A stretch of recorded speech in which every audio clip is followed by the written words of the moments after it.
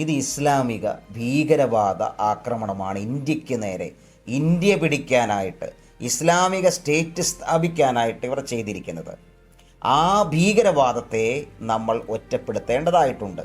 അത് കൃത്യമായിട്ട് മുഹമ്മദിൻ്റെയും ഖുറാൻ്റെയും ഹദീസുകളുടെയും പഠിപ്പിക്കലുകളിൽ നിന്നാണ് ഉണ്ടായിട്ടുള്ളത്. നമ്മളതിനെ മറച്ചു വെച്ചിട്ട് കാര്യമില്ല.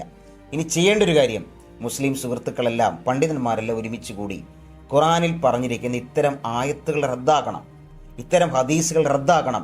അങ്ങനെ ഇസ്ലാം നവീകരിക്കപ്പെടണം. തീവ്രവാദത്തിന്, ഭീകരവാദത്തിന് സ്പേസ് ഇല്ലാതാക്കണം. ഞാനിത് പറയുമ്പോൾ എന്നെ തെറി വിളിക്കാൻ വരണ്ട. നിങ്ങളുടെ സൗദി കിരീടാവകാശി സൽമാൻ എന്താണ് ചെയ്തിട്ടുള്ളത്?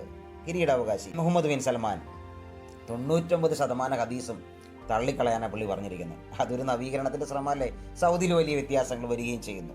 അതുപോലൊരു നവീകരണമാണ് ഖുറാൻ്റെയും ഹദീസിൻ്റെയും കാര്യത്തിൽ വിശ്വാസപരമായിട്ട് മുസ്ലിം സമൂഹം സ്വീകരിക്കേണ്ടത്.